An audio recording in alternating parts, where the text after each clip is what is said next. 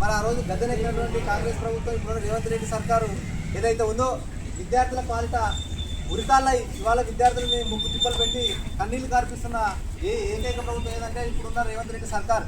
మరి ఆనాడు నిరుద్యోగులకి టెట్ విషయంలో టీచర్ ఎలిజిబిలిటీ టెస్ట్ విషయంలో మా ప్రభుత్వం వచ్చిన తక్షణమే మీకు అందరికి కూడా ఫ్రీగా అంటే ఫ్రీగా అప్లై చేసుకొని మీరు ఎగ్జామ్ రాపిస్తాము అని ఆ రోజు ఎన్నికల్లో భాగంగా హామీ ఇచ్చినారు. మరి హామీ మాట తప్పి ఈరోజు మరి ఫీజు వసూలు చేస్తున్నటువంటి దుర్మార్గుడు ఎవరైనా ఉందంటే ఈ కాంగ్రెస్ ప్రభుత్వం.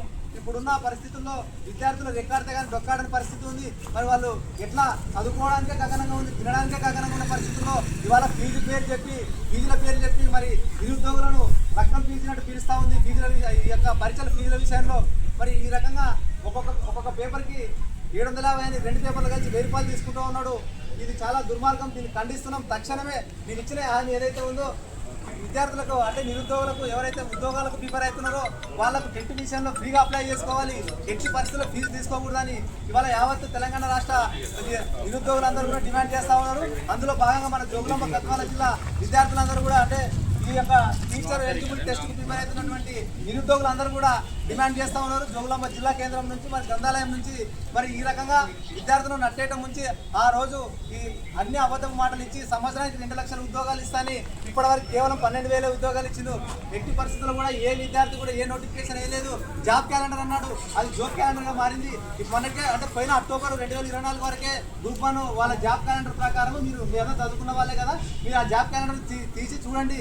అక్టోబర్ 2024 డిఎస్సి విడుదల చేస్తానని జాబ్ క్యాలెండర్లు ఇచ్చినాడు. మరి ఇప్పుడు ఇది ఎంత 2025 ఏప్రిల్, మరి ఇంతవరకే విడుదల కాలేదు నోటిఫికేషన్. ఇట్లా అనేకమైనటువంటి అబద్ధపు మాటలు అసత్యపు ఆరోపణలు చేస్తూ నిరుద్యోగులు రెచ్చగొట్టి ఆ రోజు గద్దెకెక్కినాడు. మరి 2 లక్షల ఉద్యోగాలు అంటే నిరుద్యోగ వృత్తి ఇస్తా అని చెప్పిండు 4,000 అది పోయింది. వాళ్ళ మహిళలకు కూడా ఇస్తా అని చెప్పిండు 2,500 అది పోయింది.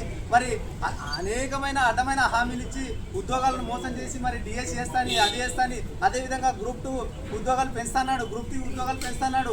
ప్రతిదీ ఏది కూడా చేయకుండా ఈనాడు నిరుద్యోగులు నిండా ముంచినటువంటి ప్రభుత్వం ఏదైనా ఉందంటే అది రేవంత్ రెడ్డి సర్కారు. మేము ఒకటే హెచ్చరిస్తూ ఉన్నాం. మరి ఖచ్చితంగా ఇప్పుడు టెట్ విషయంలో పిల్లలకి చాలా ఇబ్బందులు అవుతుంది. చదువుకునే వాళ్ళకి వాళ్ళు చదువుకోవడానికి ఇబ్బంది అవుతుంది. కాబట్టి నువ్వు 1000 రూపాయలు పెట్టి రెండు పేపర్లను అప్లై చేసుకోవాలంటే చాలా కష్టతరంతో కూడుకున్న పరిస్థితి. ఎందుకంటే ఏళ్ళకెళ్ళ నుంచి ప్రిపేర్ అవుతున్నారు, వాళ్ళు తినడానికే కష్టం ఉంది. కాబట్టి తక్షణమే ఏదైతే ఫీజు ఉందో టెట్ ఫీజుని ఖచ్చితంగా దాన్ని వెనక్కి తీసుకోవాలా, ఫ్రీగా అప్లై చేసుకోవాలా. ఫ్రీగా అప్లై చేసుకున్న తర్వాతనే నువ్వు టెట్ ఎలిజిబిలిటీ టెస్ట్ను నిర్వహించాలని ఈ జోగులాంబ గద్వాల జిల్లా నిరుద్యోగుల పక్షాన హెచ్చరిస్తూ డిమాండ్ చేస్తున్నాం.